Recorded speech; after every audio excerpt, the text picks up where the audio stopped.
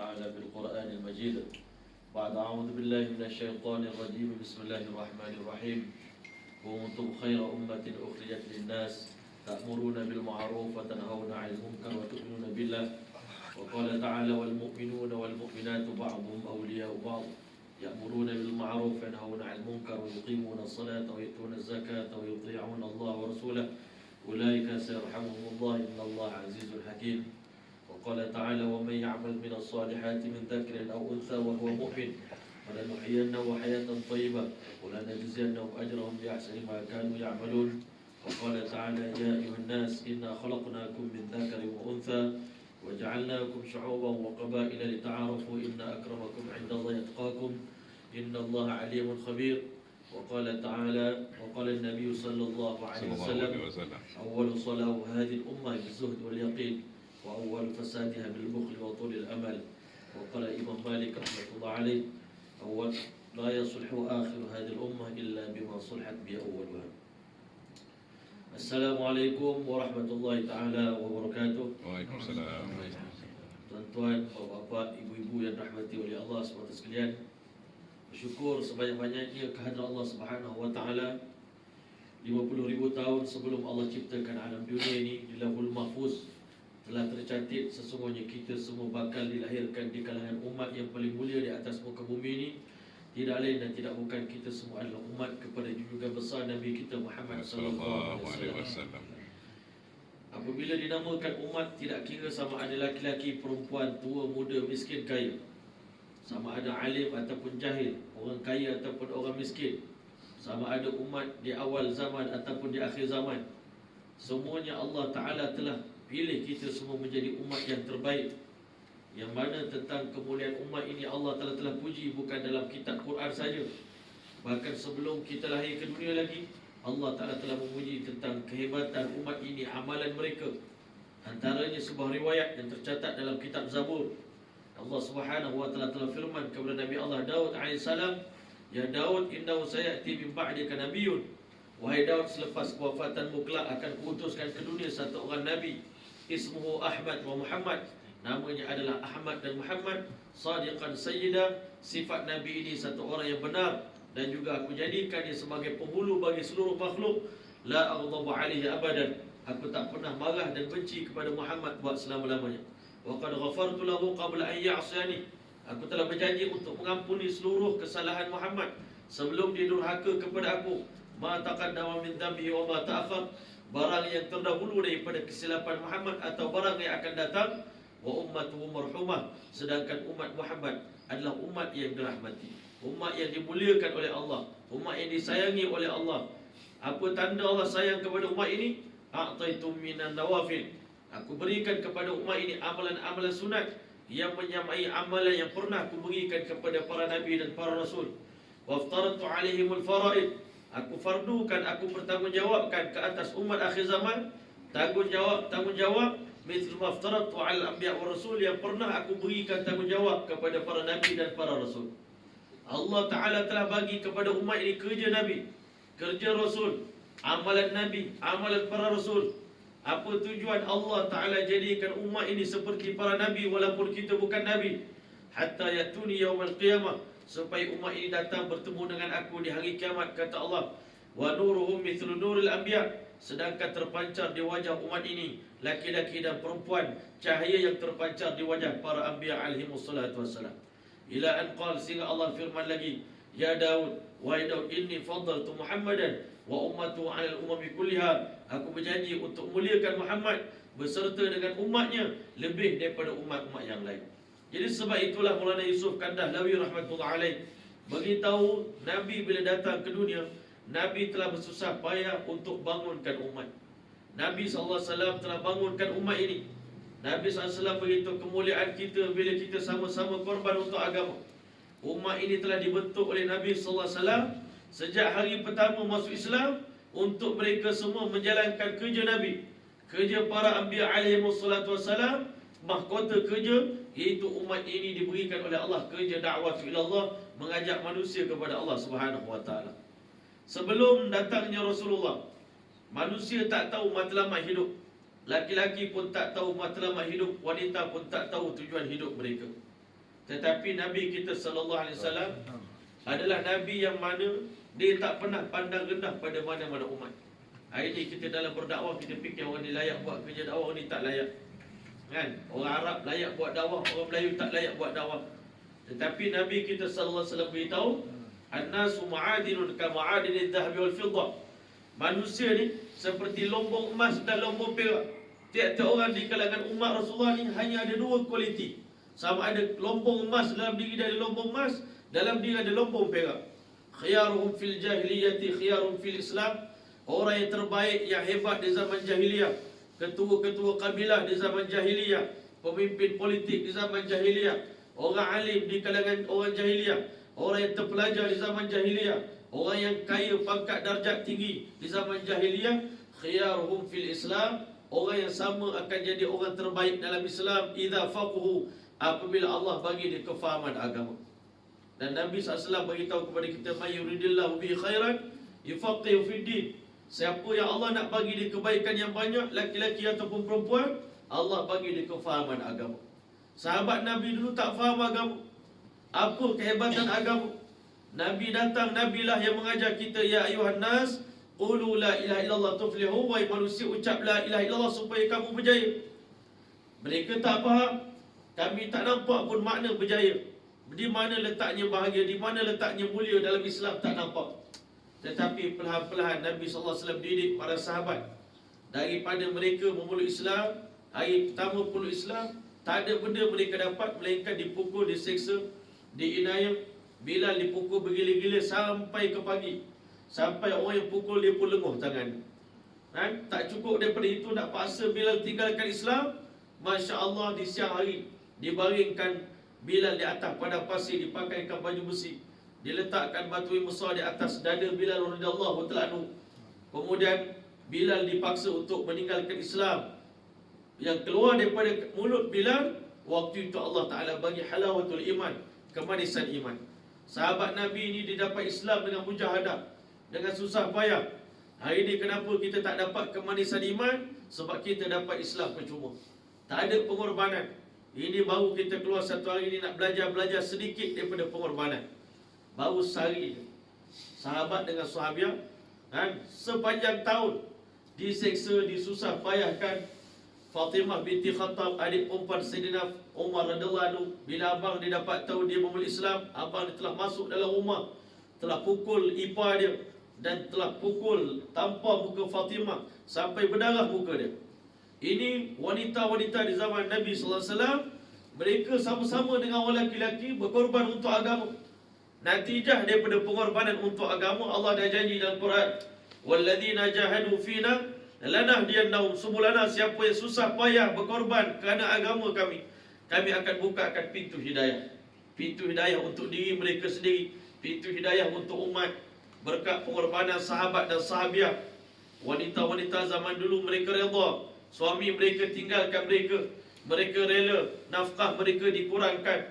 Mereka rela masa mereka bersama dengan suami tak ada. Mereka rela sebab apa? Mereka tahu agama memerlukan pengorbanan. Kita tak perlu, agama tak perlukan kita. Kita perlukan agama. Jadi agama ni Masya Allah nak berkembang perlukan pengorbanan. Sebab itulah sahabat dan Nabi ni telah dididik oleh Rasulullah SAW, Masya Allah, untuk sentiasa berkorban untuk agama. Untuk korban untuk agama dan Allah bagi kita 3 modal. Yang pertama masa. Yang kedua Masya Allah diri kita. Yang ketiga Masya Allah, Allah bagi kita harta. Dan Maulana Ilyas Kandar Halawi rahmatullahi alaih beritahu, di antara kesalahfahaman yang terbesar umat akhir zaman, dia kata masa-masa saya, harta-harta saya, diri-diri saya, ikut suka saya nak belanja di mana. Sedangkan Allah Ta'ala beritahu dalam Quran, Inna Allah ashtara minal mu'minina anfusahum wa amwalahum bi'anna lahumul jannah. Allah telah beli diri dan harta orang beriman ini dengan syurga. Jadi masa kita bukan milik kita lagi, diri kita bukan milik kita lagi, semuanya milik Allah, milik agama Allah Subhanahu Wa Ta'ala. Diatur ikut mesyuarat perjalanan hidup kita. Masa kita kena ikut mesyuarat, harta yang kita nak belanja pun ikut mesyuarat, diri kita nak pergi mana, nak berada di mana, di rumah atau di masjid. Maka mulai daripada saat kita mengucap kalimah syahadah, di saat itu diri orang beriman telah pun dibeli oleh Allah Ta'ala, kita kena bergerak mengikut perintah Allah Subhanahu Wa Ta'ala. Jadi alhamdulillah ibu-ibu yang dirahmati oleh Allah sekalian, bila Allah Ta'ala pilih ibu-ibu keluar ke jalan Allah, bererti ada kebaikan yang sangat besar Allah Ta'ala nak bagi kepada kita semua. Masya Allah, itu tanda yang sangat besar. Pilihan untuk keluar ke jalan Allah ni bukan pilihan manusia, tapi pilihan daripada Allah Ta'ala. Nah, kalau kita tengok, padahal kadang-kala macam kami ni yang kita ajak orang keluar jalan Allah ni, kita ajak orang lain yang pergi. Nak menunjukkan bukti bahawasanya untuk keluar jalan Allah ni pilihan Allah Ta'ala. Jadi bila Allah pilih ni, kita kena bersyukur. Bersyukur banyak-banyak pada Allah Ta'ala. Allah pilih kita untuk kita belajar. Bukan belajar ilmu agama, kita belajar mendalami kefahaman agama. Faham nilai agama. Sehingga sahabat-sahabat Nabi Ridwanullah Ta'ala alim ajmain, mereka belajar agama daripada Nabi ni, sehingga mereka yakin dengan agama ni lah kita mulia. Dan hilang agama, hinalah kita. Nahnu qaumun a'azzanallahu bil Islam, kamilah satu umat yang Allah muliakan kami dengan perantaraan agama. Agama inilah roh dunia. Bila ada agama dalam rumah tangga jadi bahagia. Agama ada di tempat kerja, maka pekerjaan kita jadi barakah. Agama ada dalam diri kita pun dirahmati oleh Allah. Agama ni sumber kebaikan. Tapi kalau kita tak buat usaha atas agama, kita anggap agama ni menyusahkan. Agama ni satu bebanan. Orang yang tak buat usaha atas agama, dia mudah meninggalkan agama pada bila-bila masa saja. Lebih-lebih lagi di akhir zaman. Nabi SAW beritahu, akan datang satu zaman kepada umat aku, la yabqa minal Islam illa ismu. Tak tinggal Islam melainkan nama saja.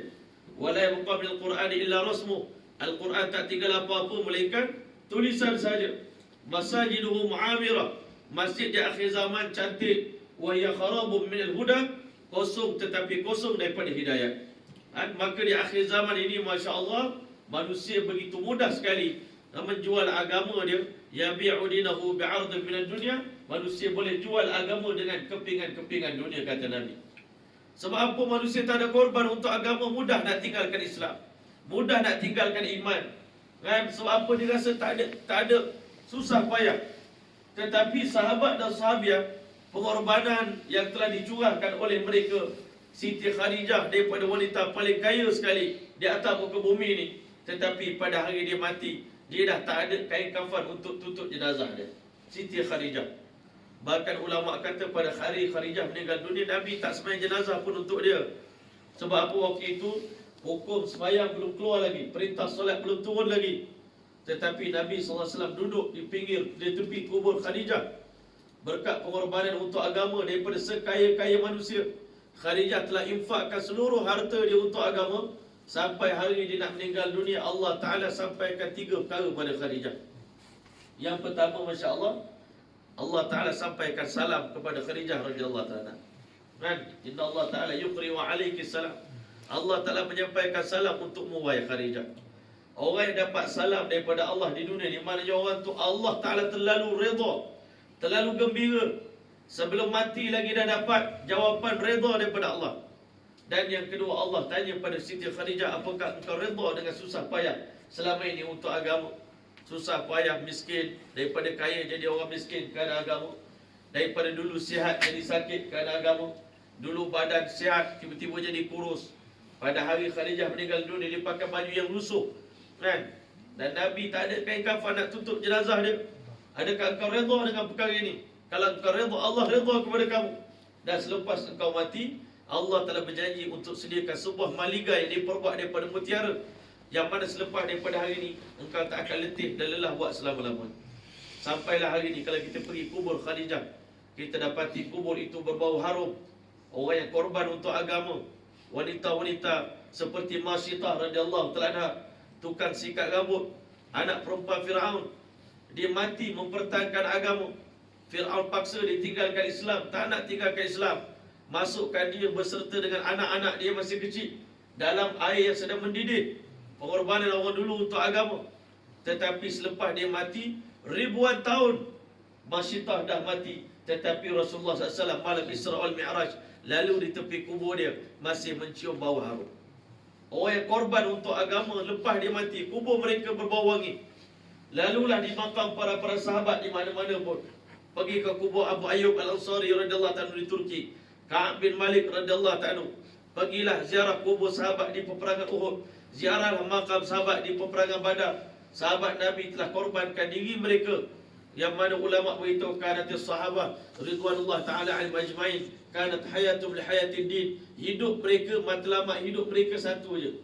Kalau tanya semua orang perempuan laki-laki di kalangan sahabat sahabiah, apa maksud hidup kamu? Maksud hidup kami nak tengok agama ni hidup. Wa kana mautum li hayatid din. Mati kami pun nak tengok Islam ni hidup. Nak tengok masjid hidup, rumah orang Islam hidup, Islam diamalkan. Nak tengok seluruh dunia manusia berucap kalimah syahadah. Nak tengok suara azan bergema di seluruh tempat. Sebab itulah di zaman sahabat Nabi agama tak jatuh. Sahabat Nabi faham nilai agama.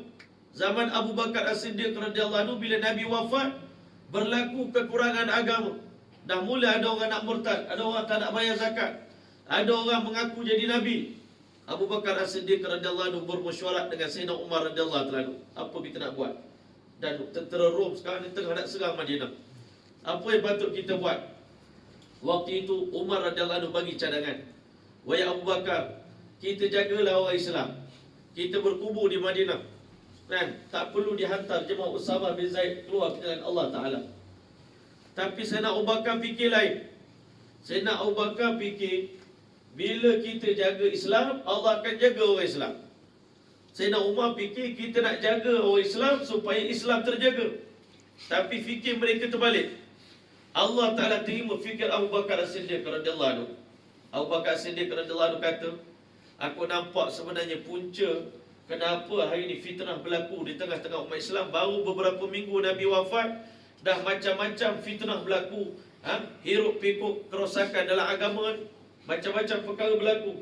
Abu Bakar nampak satu je sebab. Sebab jemaah Usamah bin Zaid yang dibentuk oleh Nabi, sebelum Nabi wafat, Nabi telah bentuk jemaah terakhir nak keluar ke jalan Allah. Jemaah dakwah terakhir yang dipimpin oleh anak muda bernama Usamah bin Zaid. Zaid bin Harisah, ayah dia dah wafat, dah meninggal dunia tuan-tuan, di Jordan sana.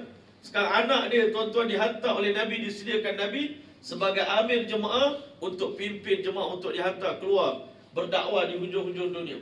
Tapi kerana Nabi sakit, dia orang kata berhenti dulu, jangan pergi lagi, tunggu Nabi wafat baru pergi. Abu Bakar nampak inilah punca dia. Jemaah ni tak bergerak, inilah punca orang murtad, punca orang mengaku jadi Nabi, punca hari ni banyak orang tak nak bayar zakat. Jadi Abu Bakar As-Siddiq radhiyallahu anhu beritahu, infiru jaisy Usamah, keluarkan jemaah Usamah bin Zaid. Abu Bakar naik ke atas mimbar bagi khutbah kepada umat Islam. Wa ma Muhammadun illa rasul, tiadalah Muhammad melainkan seorang nabi dan rasul. Afa imma ta'u qutilan qalabtum ala aqabikum, apakah seandainya Muhammad telah wafat, maka kamu orang Islam berpaling tadah. Dulu sanggup korban untuk agama, sanggup mati kerana agama. Bila Nabi dah wafat, kamu pun tarik diri, berpaling tadah, tak nak lagi korban untuk agama. Allah SWT beritahu Quran, wa may yanqalib ala aqibai falan yadurrallah syai'a. Siapa berpaling tadah daripada agama Allah, dia tak rugikan Allah sikit pun. Yang rugi diri kita. Islam tak perlukan kita, kita perlukan agama. Kalau kita lari daripada pengorbanan untuk agama, Allah tak rugi sikit pun. Bahkan Allah Ta'ala bagi amaran kepada Rasulullah, kepada para sahabat.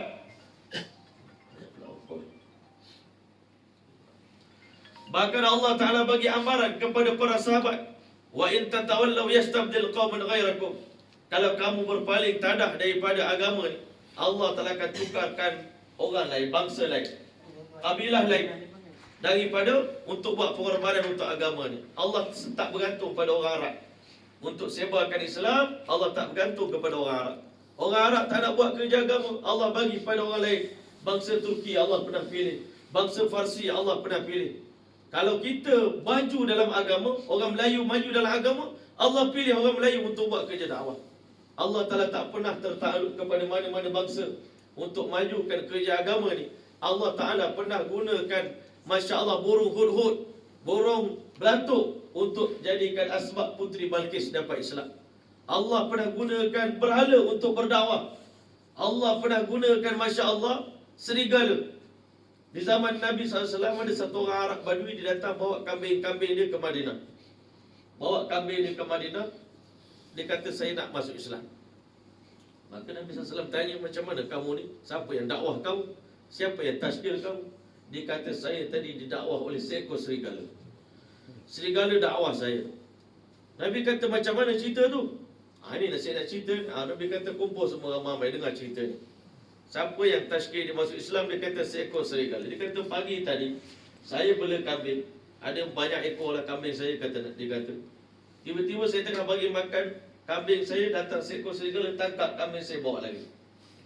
Bila dia bawa lari, saya pun kejar-kejar, rampas balik kambing itu daripada dia. Maka Masya Allah, kata dia tuan serigala, serigala pandang ke tuan serigala, tuan kambing, atas bawah dia pandang. Dia kata, berani sungguh engkau rampas rezeki yang Allah telah tentukan untuk aku hari ini. Maka tuan serigala itu terpinga-pinga. Dia kata, kali pertama seumur hidup aku tengok serigala berbicara dengan bahasa manusia. Aku pelik tengok engkau ni. Serigala kata, engkau pelik tengok aku pula pelik tengok engkau. Masya Allah. Apa yang peliknya? Maka dia kata, tutup handphone, mengganggu. Jadi apa yang peliknya? Maka dia beritahu, aku pelik tengok engkau, kata dia. Nabi Muhammad, Nabi akhir zaman dah muncul di Madinah, tetapi engkau masih lagi sibuk bela kambing kat sini. Maka akhirnya orang tadi insaf, tuan-tuan, bertaubat, datang ke Madinah, bawa kambing dia nak masuk Islam di tangan Nabi SAW. Allah dah tunjuk depan para sahabat, kan? Yang berdakwah manusia masuk Islam ni bukan manusia je. Kalau kamu tak nak buat dakwah ni, kami boleh guna macam-macam. Satu hari, satu orang daripada kabilah Bani Sulaim, dia masuk ke dalam tempat menyembah berhala dia, ke kuil ibadat, tempat ibadat dia, nak sembah patung. Tiba-tiba Masya Allah, Allah Ta'ala bagi jin yang duduk dalam patung tu dah masuk Islam. Jin tu dah masuk Islam. Jadi akhirnya dia pun masuk belakang patung tu. Orang tu datang nak sembah patung, dia kata, "Hei si fulan, berhenti sembah patung dan sampaikan berita ini. Qul lil qabilati min Sulaimi kulliha halakal anis wa 'asha ahlul masjid." Sampaikan berita ni kepada semua kabilah, kabilah ni kabilah Bani Sulaim. Beritahu pada dia, sekarang berhenti. Aku perintah berhala, perintah kamu semua berhenti sembah aku. Sembahlah Allah Ta'ala. Halakal anis, zaman berhala telah pun berlalu. Wa 'asha ahlul masjid, hidup ahli masjid, kata berhala tadi. Dengan sebab itu satu kabilah Bani Sulaim masuk Islam.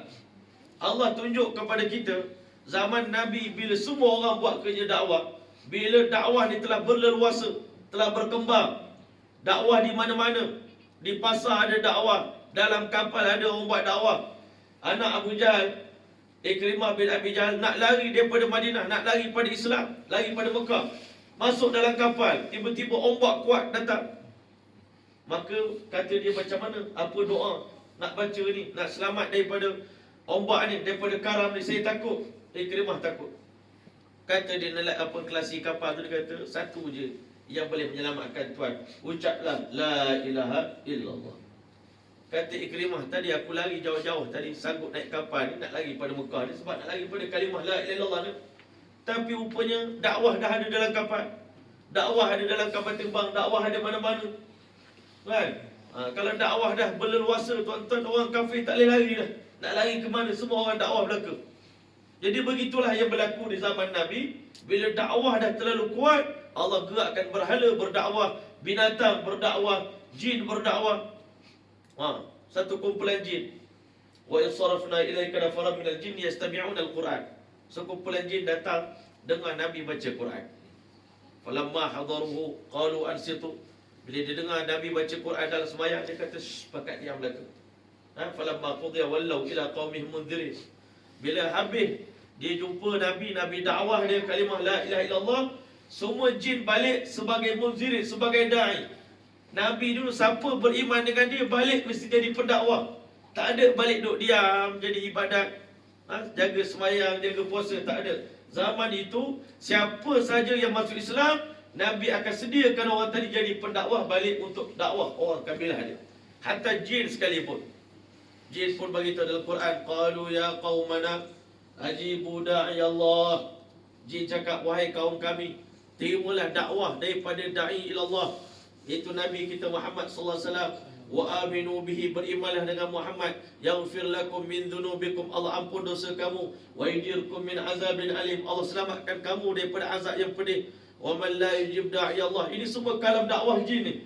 Siapa yang tak terima da'i Allah, falaysa bimu'jizin fil ardi, dia tak boleh melemahkan Allah di atas muka bumi ini. Walaysa lahu min dunillahi awliya, selain daripada Allah dia tak ada pembantu. Dalam Quran Allah rakamkan percakapan dakwah ni begitu panjang, hingga laki-laki yang tak ada nama. Di zaman Fir'aun ada seorang laki-laki tak ada nama pun dalam Quran. Allah beritahu, berkata laki-laki mukmin, satu muka dialog dakwah dia dengan orang dalam istana, tuan-tuan, berdakwah orang keliling dia, mengajak manusia kepada Allah Ta'ala. Kenapa Allah rakamkan perbualan ini? Kerana Allah terlalu suka dengan percakapan dakwah. Jadi hari ini bila Allah pilih kita buat kerja dakwah ni, tuan-tuan, kita gembira, kita seronok. Alhamdulillah, hari ini ibu-ibu dah habis keluar satu hari. Kita rasa masa nak keluar tu rasa berat, kan? Bodoh gaya kita dekat keluar. Apa kita kena buat? Kita paling takut mungkin nanti orang suruh kita baca Quran ke, orang suruh kita buat itu, buat ini, jadi imam ke, apa kita takut. Nak keluar ni, semua kita takut. Tapi bila keluar, rasa seronok. Rasa dah habis dah, cepatnya, satu hari je. Tetapi yakinlah, Nabi SAW beritahu, sepagi atau sepetang di jalan Allah lebih baik daripada dunia dan sisi-sisinya. Nabi dulu kalau orang nak keluar jalan Allah ni, Nabi gembira, Nabi seronok. Nabi hantar mereka sampai ke sempadan kota Madinah. Nabi akan iringi perjalanan mereka. Nabi begitu muliakan orang nak keluar jalan Allah, kerana Nabi beritahu, debu-debu yang melekat di badan orang keluar jalan Allah ni, debu tu pun menjadi penghalang api neraka. Ulama kata debu yang tak ada harga, tak ada nilai, terkena badan orang keluar jalan Allah, kerana badan dia terlalu mulia. Debu tu jadi asbab penghalang daripada api neraka. Bayangkan kalau kita tengah keluar, kita sembahyang jemaah, kita buat ta'lim, kita buat halqah Quran, kita muzakarah iman yakin, Allahu Akbar. Saya selalu beritahu, Ashabul Kahfi, dia keluar selama 309 tahun. Ashabul Kahfi, dia keluar jalan Allah, 7 orang jemaah dia, campur anjing seekor jadi 8. Dia keluar, dia buat apa tuan-tuan? 3 je amalan buat. Iaitu yang pertama, tidur. Bangun tidur nak makan. Jadi bila nak makan mesyuarat. 3 je amalan buat. Tapi Allah Ta'ala begitu muliakan, Allah sebut kisah mereka di dalam Quran. Padahal dia tidur je 309 tahun. Saya kata kita keluar jalan Allah, bukan tidur dalam gua. Kita tidur dalam masjid, ibu-ibu tidur dalam rumah. Amalan kita buat full daripada pagi, dengan muzakarah, dengan apa. Kalau Ashabul Kahfi pun mulia di sisi Allah, kita lagi mulia. Kita umat akhir zaman lagi mulia, sebab kita buat kerja Nabi kita. Jadi Masya Allah, bila kita nak balik ni tuan-tuan, sepatutnya kita kena rasa sedih nak balik. Allah, baru je nak rasa panas sikit enjin, baru nak panas, dah berhenti dah. Masya Allah, rasa sedih nak balik keluar jalan Allah Ta'ala. Dan balik kita dengan satu niat, satu azam, bulan depan nak keluar lagi satu hari. Kan, orang perempuan lah, orang lelaki kalau boleh 3 hari. Orang perempuan nisab dia separuh daripada nisab orang lelaki. Kalau orang lelaki 3 hari, orang perempuan sehari je. Itu pun berkat PKP ni Masya Allah, daripada pagi sampai ke petang je. Allahu Akbar. Tapi ganjarannya besar. Jadi bila kita balik ni, ganjaran yang kita dapat masa jalan Allah dah tak dapat dah. Di jalan Allah ni setiap ringgit kita belanja dikira 700,000 ringgit. Setiap langkah kita diampunkan 700 dosa.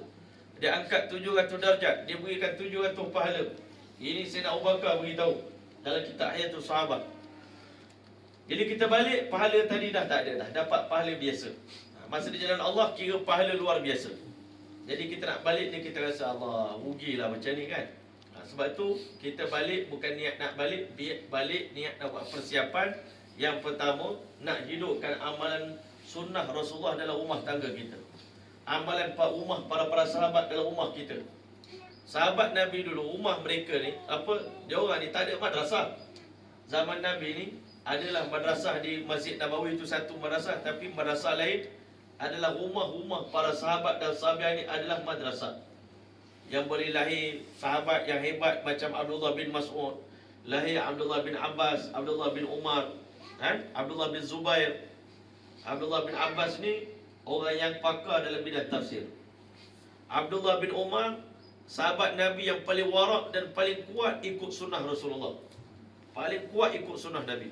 Abdullah bin Mas'ud, anak sahabat yang paling faqih, mufti di kalangan umat ini. Salah satu daripadanya adalah Abdullah bin Mas'ud. Abdullah bin Zubair kuat berjihad jalan Allah, berperang kuat. Ini semua lahir daripada tarbiyah rumah. Rumah punya homeschooling. Rumah di rumah mereka ni seperti madrasah, kerana ibu dan ayah mereka faham agama, mendidik anak, melahirkan anak dengan niat nak didik anak sebagai pejuang agama, pembantu agama Allah Ta'ala. Orang dulu-dulu mengandung je anak ni dah nak guna untuk Islam.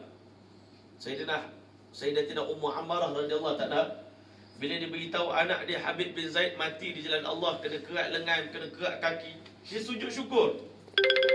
Orang yang sampaikan berita tu dia pula pelik. Kita sampai berita anak dia mati, dia sujud syukur. Bila orang tanya kenapa puan sujud syukur, dia kata, saya melahirkan anak, saya mengandungkan anak 9 bulan 10 hari dengan niat supaya anak saya mati syahid. Hari ini Allah dah pilih anak saya mati syahid. Jadi Allah dah terima niat saya. Kita sekarang, kita mengandungkan anak kita dengan niat macam-macam. Kita pun nak didik anak kita kecil-kecil lagi. Kau makan banyak-banyak, makan sayur banyak-banyak biar cepat besar. Nanti kau cerdik, dapat jadi orang kaya. Mak nak tumpang kau rumah kau. Itu kita cakap ke anak kita. Esok kau dah kaya-kaya, jadi jutawan, mak nak tumpang rumah kau. Niat tak betul dah. Jadi sebab tu hari ni banyak masalah berlaku. Sebab apa? Kita membesarkan anak pun bukan kerana Allah, kerana dunia, kerana nak ambil faedah daripada keuntungan daripada anak. Sebab tu hari ni kita balik, kita kena azam nak didik anak kita secara Islam, nak didik anak kita dengan sunnah Nabi. Kita azam balik ni nak sembahyang di awal waktu. Azam balik ni nak tutup aurat dengan sempurna. Azam balik ni biarlah hidup sederhana supaya banyak perbelanjaan untuk agama. Saya rela bang, anniversary tahun ni tak ada gelang, tak ada rantai, tak apa. Yang penting abang sedekahkan untuk Islam, untuk agama. Sekarang ni jemaah banyak nak keluar jalan Allah, bantu agama Allah. Masya Allah. Dan kita juga kena azam nak jadikan rumah kita hidup suasana zikrullah, suasana baca Quran, suasana baca ta'lim. Kita azam insya-Allah nak galakkan anak-anak kita, suami kita keluar ke jalan Allah Ta'ala. Ini 6 pesanan ulama kita pesan, yang mana ibu-ibu balik, ibu-ibulah yang akan melaksanakan ke-6 perkara ini.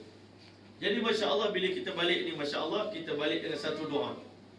Balik keluar jalan Allah ni satu doa kita kena baca, iaitu Nabi ajar kita, Aibuna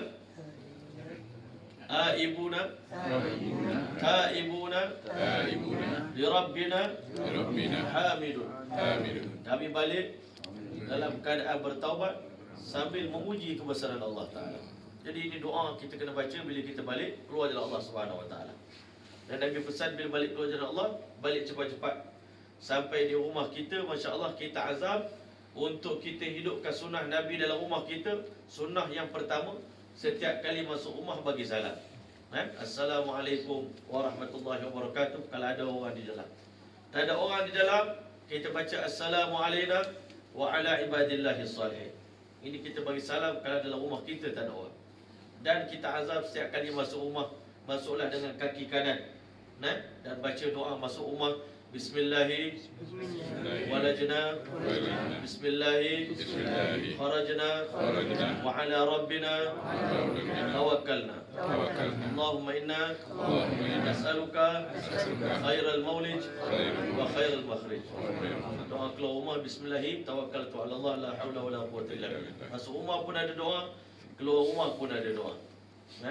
Kalau tak hafal, lepas ni insya-Allah tolong hafal, supaya kita masuk rumah tu, rumah kita diberkati oleh Allah Ta'ala. Jadi tuan-tuan, bila ditanya pada Siti Aisyah radhiyallahu ta'ala, bi ayyi syai'in yabda'u Rasulullah sallallahu alaihi wasallam idza dakhala al-bait, amalan apa yang Nabi mula-mula buat bila Nabi masuk rumah? Maka dia beritahu Nabi SAW akan mula masuk rumah dengan bersiwak, bersugi gigi. Masuk rumah Nabi gosok gigi dulu. Nabi ni satu orang yang sangat sensitif terhadap bau mulut dia, takut mengganggu orang lain. Kita ni Masya Allah, Orang peluk kita kadang-kadang bau mulut tuan ni. Kan? Isteri kita, anak kita komplain. Kan? Masya Allah, bau mulut abah ni. Baru lepas makan belacan, baru lepas makan budu. Kan? Ikan pekasam kita makan. Kan? Kita dah biasa. Lebih-lebih lagi kalau kita isap rokok tuan, masuk rumah kita kena gosok gigi. Lebih baik mandi, Masya Allah. Dah wangi barulah kita menghadap anak isteri kita. Kan? Lepas tu kita sama-sama duduk berkumpul, insya-Allah Ta'ala kita boleh bagi laporan kita keluar satu hari ni pada ahli keluarga kita, apa yang kita belajar selama satu hari ni. Kan? Sebenarnya dakwah ni tuan-tuan, kenapa saya suka sangat ajak orang keluar jalan Allah. Kan? Ajak kalau boleh satu dunia nak ajak keluar jalan Allah ni. Biar pemimpin-pemimpin kita, kalau boleh sultan kita, raja kita, orang atasan, orang bawahan, ahli politik, semua sekali keluar jalan Allah. Sebab bila kita keluar ni baru kita belajar modul kehidupan. Kan? Baru kita belajar modul kehidupan. Rupanya di rumah ada modul dia, di tempat kerja ada modul dia, di masjid ada modul dia. Selama ni kita tak ada modul, buat ikut suka je. Itu yang tak jadi. Kita cuba-cuba buat, tak jadi. Tak jadi tak lah kot. Baru nak ngajar anak sikit, tak tahu cara. Nak didik anak tak tahu cara, nak didik isteri tak tahu cara. Sebab itulah tuan-tuan, hari ni kita kena mulakan azam rumah kita hari ni, Masya Allah. Bukan jadi rumah seperti restoran. Ada ulama kata ada sebagian rumah macam restoran. Kerja mak dia memasak je. Kan? Siang malam masak, anak-anak semua sihat-sihat mereka. Kan? Ada juga sebagian rumah ulama kata macam panggung wayang. Kan? Siang malam cerita-cerita, berebut. Nenek dengan cucu berebut remote. Bapa nenek nak tengok cerita Hindustan, cucu nak tengok cerita Korea. Cerita macam-macam kartun. Jadi akhirnya masalah rumah tangga kita jadi panggung wayang. Kan? Nabi kata jangan jadikan rumah kamu seperti kubur. Hidupkan amalan dalam rumah kita. Sebenarnya rumahku syurgaku ni tuan-tuan, istilah dia bukan bila rumah kita ni semua cukup lengkap. Kan? Ada jacuzzi dalam rumah. Kan? Ada mesin urut dalam rumah. Itu rumahku syurgaku, bukan.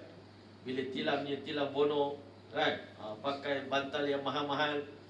Maknanya itulah rumahku syurgaku. Tak ada sebenarnya. Kebahagiaan tak pernah ada pada mata benda. Kebahagiaan ada dalam agama. Bila bawa agama dalam hidup, bahagialah kita. Kan? Kitalah paling bahagia. Rumah tangga Nabi, daripada apa aja rumah Nabi. Kan? Kalau tidur rumah Nabi ni, bilik dia, kepala dia sentuh dinding belah sini, kaki sentuh dinding belah sana. Kepala rumah Nabi, kalau tuan-tuan pergi Raudah, kan, kalau kita tengok rumah yang tertutup tu, semua rumah 9 isteri tu. Kalau ikut rumah kita baru sebiji tu, besar tu. Tapi rumah Nabi 9 isteri duduk sama-sama. Tapi ada tak pernah dalam sejarah kita dengar isteri Nabi minta cerai? Tak ada kan? Walaupun rumah Nabi kadang-kadang sampai 2 bulan tak berasap dapur rumah Nabi. Tak ada makanan nak dimakan. Isteri Nabi tak pernah minta cerai. Sebab mereka bahagia dengan Rasulullah, bahagia dengan agama, bukan bahagia dengan makanan, bukan bahagia dengan hiburan. Hari ni kita ingat bila kita bagi hiburan dekat keluarga kita bahagia, seronok. Kan? Kan ibu bapa bangga pula anak pandai menyanyi. Seronok. Anak pandai jadi penyanyi, anak jadi artis. Jauh sangat kita punya tarbiyah kita. Jadi sebab itulah balik kita cerita pada kawan-kawan kita, apa kita dapat keluar jalan Allah. Kalau orang lelaki balik keluar 3 hari, Allahu Akbar. Sekarang ni di negara kita ni Allah dah pilih macam-macam golongan nak keluar jalan Allah ni. Kan? Semua orang balik keluar jalan Allah, happy. Cerita kat kawan, seronok lah keluar 3 hari. Aku nak keluar juga boleh. Banyak orang mesej saya pula pening tuan-tuan. Semua orang nak keluar. Dah ramai sangat orang nak keluar sekarang. Laki-laki pun nak keluar, perempuan pun nak keluar. Seronok rupanya keluar jalan Allah Ta'ala. Rupanya ada setengah orang kata, dah 30 tahun saya hidup, baru saya tahu ni kerja agama ni. Rupanya kerja dakwah ni bukan nak suruh jadi orang dakwah. Tapi inilah cara hidup orang Islam. Cara hidup orang Islam zaman dulu, semua orang Islam inilah dia punya cara hidup. Tak model kehidupan dia, itulah dia. Masya Allah. Orang Islam dulu semua berdakwah. Orang Islam dulu semua amal sunnah Nabi. Orang Islam dulu rumah dia memang begitu. Kita ni bukan nak suruh jadi golongan mana-mana. Kita cuma nak kita ni duduk back to basic. kembali pada asas. Asas kehidupan orang Islam zaman dulu itu apa? Kita nak buat balik macam mana? Nak lakon balik macam mana sahabat dan sahabiah buat. Bukan nak suruh jadi orang lain tak. Jadi macam sahabat je. Kan? Sahabat Nabi dulu paling kurang 1/3 masa, 1/3 agama, 1/3 harta, 1/3 daripada tenaga kita guna untuk agama. Paling kurang. Tak ada sahabat Nabi bagi seumur hidup. Abu Bakar bagi seluruh harta, Sayyidina Umar bagi separuh harta, Sayyidina Osman bagi 1/3 harta. Sahabat Nabi orang awam biasa ni bagi 1/3 harta untuk agama. Satu hari tuan-tuan, satu orang Arab berjalan, sahabat berjalan tengah padang pasir. Tiba-tiba dia nampak sekumpulan awan datang.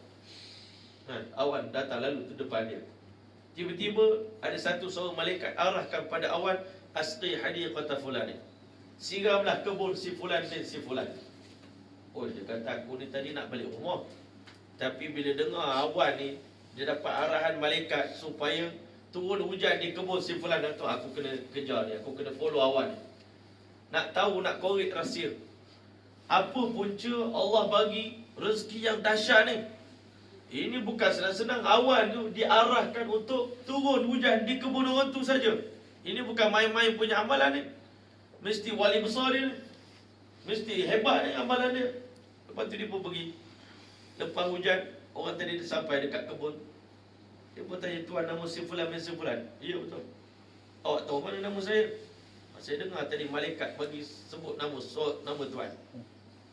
Saya datang ni jauh-jauh ni ikut awan ni sebab saya dengar tadi malaikat beritahu turunkanlah hujan ini di kebun si fulan bin si fulan. Maka tu saya nak korek rahsia. Apa rahsia tuan? Tuan buat amalan apa sampai dapat macam ni? Tak ada apa dia kata. Macam biasa, cuma 1/3 daripada hasil kebun saya untuk agama, 1/3 untuk keluarga, 1/3 untuk beli balik baju dan sebagainya, benih dan sebagainya. Oh, dia kata inilah rahsia dia. 1/3 daripada harta kita untuk agama. Hari ni akhir zaman, Nabi sebut kepada sahabat Nabi, innakum fi zaman, kalian berada pada satu zaman, kalau kamu belanja, kamu kurangkan 10% daripada pengorbanan untuk agama, halaktum, kamu binasa. Sahabat Nabi dulu, kalau 100% agama, mujahadah untuk agama, korban untuk agama, dikurangkan 10% saja. Sayyidina Ka'ab bin Malik, semua peperangan dah pergi. Hanya Tabuk je tak pergi. Dah binasa dah. Dah hampir diancam sebagai orang munafik sudah. Padahal dia dah pergi peperangan Badar. Uhud dah pergi, semua dah pergi. Satu kali tak pergi keluar jalan Allah, dah diancam. Sampai Nabi tak bagi, sahabat Nabi tegur dengan dia. Diboikot 50 hari. Sahabat Nabi. Tapi Nabi beritahu di akhir zaman nanti akan lahir satu umat. Mereka menyempurnakan 10% saja pun daripada keperluan agama, takazat agama. Mereka telah pun berjaya. Inilah kita tuan-tuan. Nak bawa 10% agama je dalam kehidupan. Bukan nak jadi orang hebat sangat dah. Bukan nak sampai jadi wali boleh terbang dah. 10% agama je kita nak buat. Itu pun kita dah rasa lelah dah tuan-tuan, 10%. Kalau buat 100% macam sahabat Nabi, orang kata kita gila tuan-tuan. Sahabat Nabi kata, kami ni kalau kamu hidup di zaman kami ni, umat akhir zaman ni, hidup di zaman sahabat, itu sahabat kamu ke tabi'in tu. Tabi'in tu, terror lah tu zaman sahabat Nabi tu, tabi'in semayang 200-300 rakaat. Tapi sahabat Nabi kata, kalau korang hidup di zaman kami kata kamu orang munafik. Tapi kalau kami hidup zaman kamu kata kami ni orang gila. Zaman sekarang ni siapa buat usaha pengorbanan untuk agama ni, orang kata orang gila. Masya Allah, dapat sunnah Nabi. Orang kata orang